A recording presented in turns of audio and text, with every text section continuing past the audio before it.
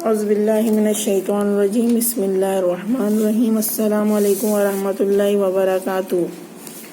امید کرتی ہوں کہ آپ سب خیریت سے ہوں گے اور اللہ کی رحمتیں آپ پر ہوں، ہماری دعائیں ہیں اور ہمارے بچے آئے ہوئے ہیں۔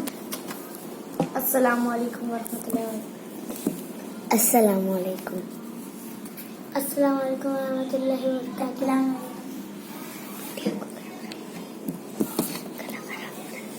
اور عبدالحاد آپ سنائیے سورہ فاتحہ۔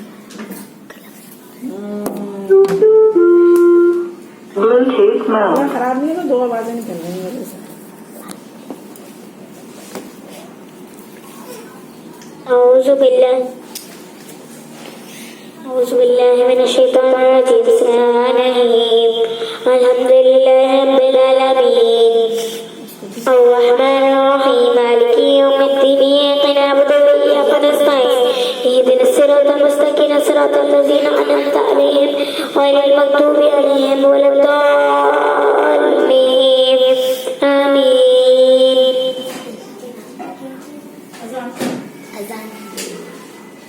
الصلاۃ والسلام علی رسول اللہ، اللہ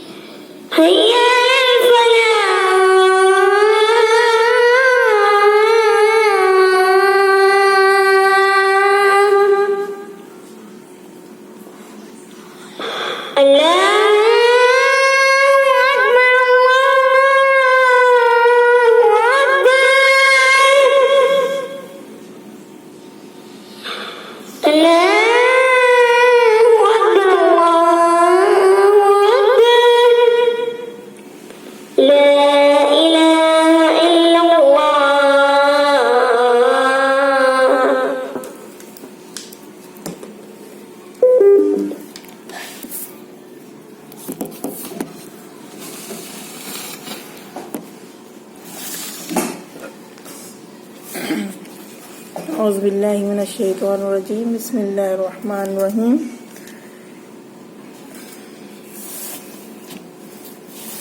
سورۃ القلم، سورہ قلم مکی ہے اور اس میں 52 آیاتیں اور 2 رکوع ہیں۔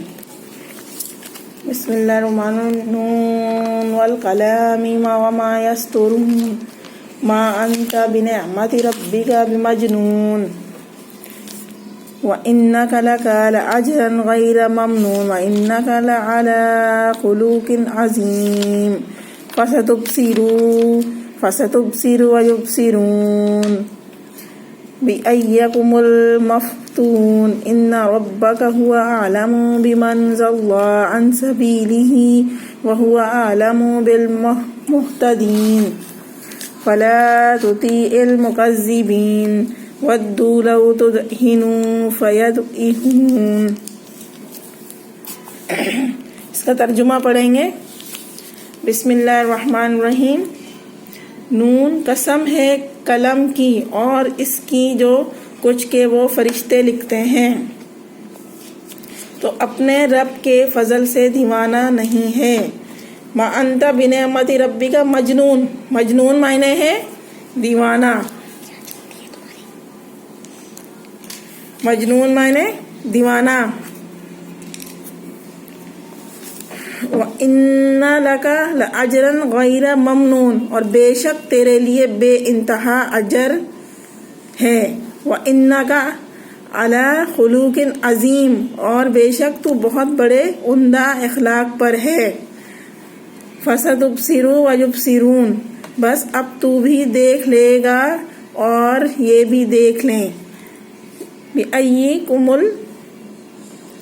الْمَفْتُونُ کہ تم میں سے کون فتنہ میں پڑا ہوا ہے. مفتون مانے فتنہ میں پڑا ہوا. اِنَّكَ رَبَّكَ هُوَ أَعْلَمُ بِمَنْ ضَلَّ عَنْ سَبِيلِهِ وَهُوَ أَعْلَمُ بِالْمُهْتَدِينَ بے شک تیرا رب اپنی راہ سے بہکنے والوں کو خوب جانتا ہے اور وہ راہ یافتہ لوگوں کو بھی نجومی جانتا ہے. فَلَا تُطِیعِ الْمُکَذِّبِینَ بس تو جھٹلانے والوں کی نہ مان. وَدُّوا لَوْ تُدْہِنُ فَیُدْہِنُونَ وہ تو چاہتے ہیں کہ تو ذرا ڈھیلا ہو تو یہ بھی ڈھیلے پڑ جائیں.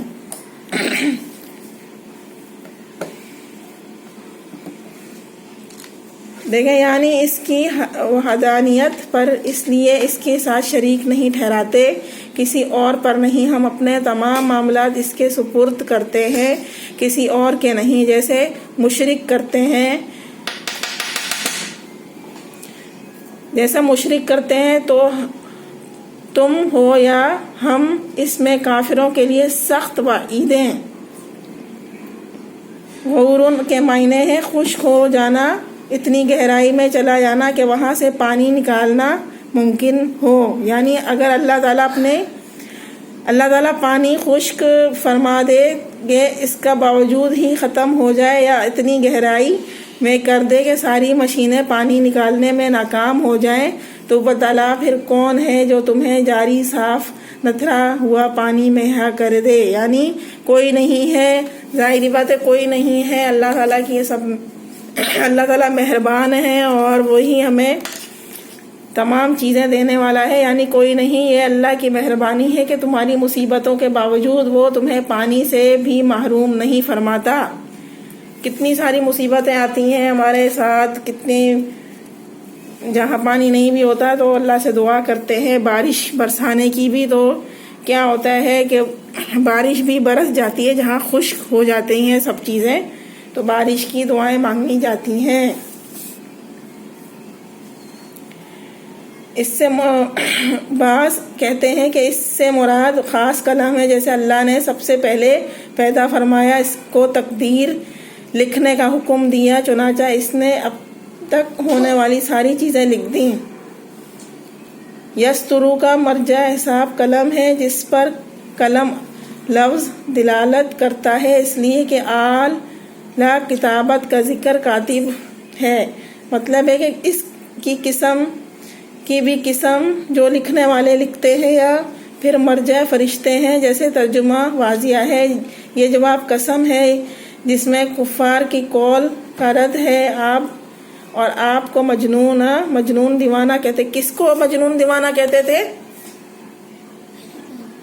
جب ہمارے نبی صلی اللہ علیہ وسلم کوئی بات ظاہر بیان کرتے تھے قرآن کی یا حدیث وغیرہ، تو کافر کیا کہتے تھے کہ یہ مجنون مانے دیوانہ. نبی صلی اللہ علیہ وسلم کو دیوانہ کہتے تھے، مجنون کہتے تھے. مجنون کا مطلب کیا ہوتا ہے؟ دیوانہ. یہ لکھا ہوا ہے، آپ کو مجنون دیوانہ کہتے تھے. یا ایھا الذی نزل علیہ، یا ایھا الذی نزل علیہ ذکر انک لمجنون اور بے شک تیرے لیے بے انتہا اجر ہے. وَإِنَّكَ لَأَجْرًا غَيْرَ مَمْنُونٍ اور بے شک تمہارے لیے بے شک تیرے لیے بے حد بے انتہا اجر ہے، وَإِنَّكَ عَلَىٰ خُلُقٍ عَظِيمٍ، اور بے شک تو بہت بڑے عمدہ اخلاق پر ہے۔ بس اب تو بھی دیکھ لے گا اور یہ بھی دیکھ لیں گے کہ تم میں سے کون فتنہ میں پڑا ہے۔ بے شک تیرا رب اپنی راہ سے بھٹکنے والوں کو خوب جانتا ہے، راہ یافتہ لوگوں کو بھی نجومی جانتا ہے۔ بس تو جھٹلانے والوں کے نہ مان۔ جو ظاہری بات ہے، جو جھٹلاتا ہے تو اس راہ پہ ہمیں نہیں چلنا چاہیے۔ وَدُّوا لَوْ تُدْهِنُوا فَيَدْهِنُونَ، وہ تو چاہتے ہیں کہ تو ذرا ڈھیلا ہو تو یہ بھی ڈھیلے پڑ جائیں۔ جتنی زیادہ تکلیفیں برداشت کی ہیں اور دشمنوں کی باتیں تو نے سنی ہیں، اس پر اللہ تعالیٰ کی طرف سے نہ ختم ہونے والا اجر ہے۔ من کے معنی قطع کرنے۔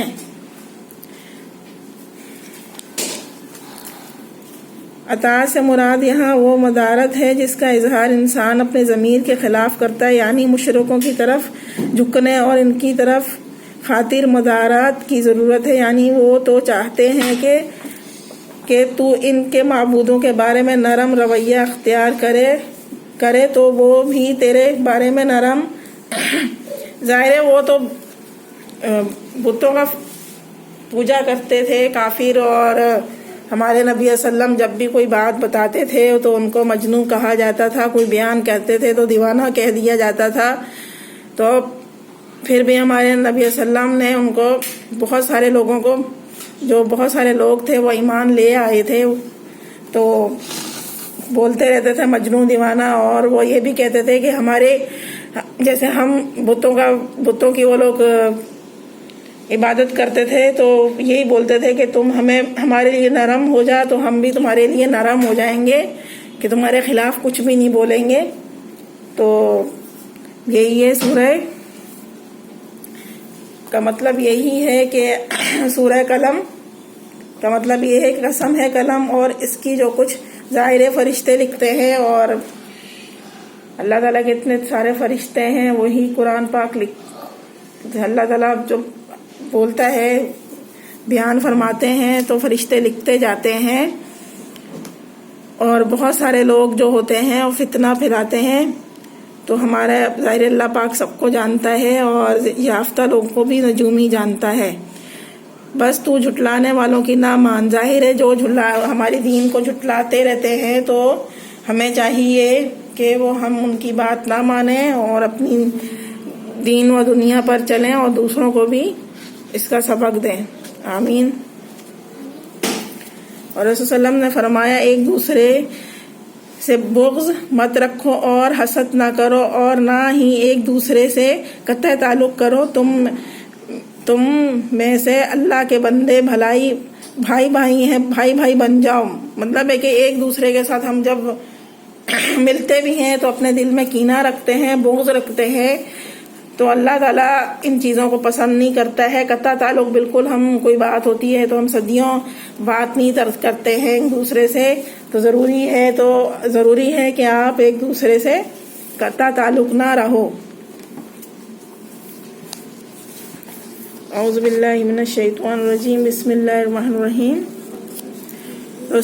رسول صلی اللہ علیہ وسلم نے فرمایا وہ ہم میں سے نہیں جو نیکی کا حکم نہ دے اور برائی سے منع نہ کرے۔ دیکھیں ہمیں چاہیے کہ ہم نیکی کا حکم دیں، دوسروں کی ظاہر ہے اگر دوسرے نہ بھی مانے تو ان کو آپ دین دنیا کی باتیں بتاتے رہیں، قرآن سناتے رہیں، اور اپنے گھر میں بھی آپ قرآن ترجمے سے ضرور پڑھا کریں اور نیکی کا ضرور حکم دیا کریں، برائی سے منع کیا کریں۔ اگر کوئی بری بات ہے آپ کے بچوں میں، آپ کی فیملی میں، تو کبھی نہ کبھی تو آپ کی سنی لیں گے، ضروری ہے کہ آپ ان کو منع کرتی رہیں۔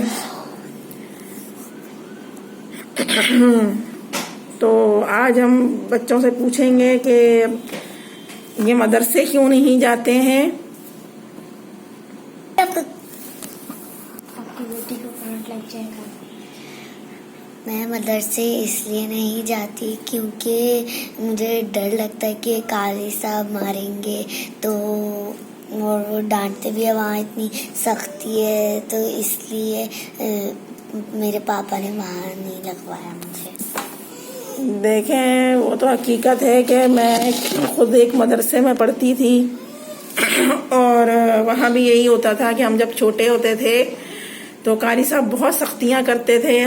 ظاہر ہے ہم تو لڑکی تھے تو ہمارے پہ تو اتنی ان کی روک نہیں جمتی تھی، کیونکہ ہمارے والد نے پہلے ہی بول دیا تھا کہ میرے بچوں کو آپ نرمی سے پڑھانا. پھر بھی قاری صاحب ہمیں کچھ نہ کچھ مار ہی دیتے تھے، ڈنڈے وغیرہ، ہاتھ پین. تو وہ تو گزر گیا دن، بہرحال ہم پڑھ بھی گئے. مگر آج کل جو سختیاں ہو رہی ہیں وہ تو اس سے بھی کچھ ہٹ کے ہو رہی ہیں. بچوں کی جا تو زنجیروں سے باندھ دیتے ہیں، یا ان کو اس طرح ڈنڈے مارتے ہیں یا پنکھوں سے باندھ دیتے ہیں. اور یہ جو ہمارے یہ جیسے یہ پین ہے تو پین کو یوں کر کے ان کے ہاتھ بھی موڑ دیتے ہیں، انگلیاں بھی ٹوٹ جاتی ہیں بچوں کی. تو بہت بڑا گناہ ہے کہ دیکھیں استاد کو تو ماں باپ کی جگہ جب ٹھہرایا گیا ہے اللہ تعالیٰ نے، ظاہر ہے اس کو استاد ہوتا ہی ماں باپ کی جگہ ہے جو تعلیم دے. تو یہ بڑا گناہ ہے کہ آپ ایک بچے کو اس طریقے سے تشدد سے مار رہے ہیں، پنکھوں سے لٹکا رہے ہیں اور ان کی کوئی بات بھی نہیں سنتے ہیں بچوں کی. مجھے خود ایک واقعہ یاد ہے کہ ایک بچے نے پوچھا قاری صاحب مجھے پانی پینے جانا ہے، تو بچہ چلا گیا پانی پینے. جب بچہ 5 منٹ بعد آیا تو قاری صاحب نے اس کی ٹانگ توڑ دی تھی. ایسے مارا اس کو، ایسے مارا کہ اس کی ٹانگ پوری بچے کی ٹوٹ گئی. اور تھا بھی دوسرے قاری صاحب کا بھائی تھا. کیونکہ وہ ڈر ہمیں ابھی تک بھی رہ گیا دل میں، اور ہم نے تو باہر نکل گیا وہ دن. کافی سختیاں بھی سہی ہم نے بھی جب ہم مدرسے میں پڑھتے تھے. اور آج کل کے ظاہر بات اس لیے بھی بچے مدرسے میں نہیں جاتے ہیں. جیسے یہ جو ہمارے مدرسے پر ہاسٹل بنے ہوئے ہیں، بہت سارے لوگ اس میں چھوڑ کے چلے آتے ہیں اور معلوم بھی نہیں کرتے ہیں مہینے کے مہینے اپنے بچوں کی. تو یہ بھی بہت بڑا گناہ ہے کہ بچوں کو چھوڑ دیتے ہیں اور آپ معلوم بھی نہیں کرتے ہیں. اور ضروری ہے کہ جو بچہ مدرسے میں پڑھتا ہو اب ضرور اس کی معلومات کیا کریں، کیونکہ بہت جگہ ایسا بھی ہوتا ہے کہ وہ بچے مر بھی جاتے ہیں. یہ بھی ہمارے سامنے کی دیکھی ہوئی بات ہے کہ ایک بچی کو قاری صاحب نے سر پہ مارا ڈنڈا تو بچی فوت ہو گئی تھی. تو ان کے گھر والوں کو یہ بولا گیا تھا کہ بھائی یہ تو بچی کو بخار ہو گیا تو اس لیے اس کے انتقال ہو گیا، مگر واقعی وہ بچی کو مارا گیا تھا ڈنڈا تو بچی مر گئی تھی بہرحال.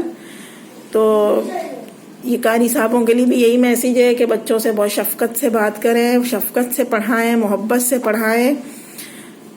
ان کو ٹارچر نہ کیا کریں کہ وہ بچہ، بہت سارے بچے تو بہرحال مدرسے سے بھاگنے کی کوشش کرتے ہیں تو وہ بچوں کو زنجیروں سے، سیٹوں سے باندھ دیتے ہیں، ہاتھ پاؤں باندھ دیتے ہیں. زنجیر ایک ہوتی ہے تو ان کو بالکل تالے میں رکھ دیتے ہیں بچوں کو وہیں مدرسے میں.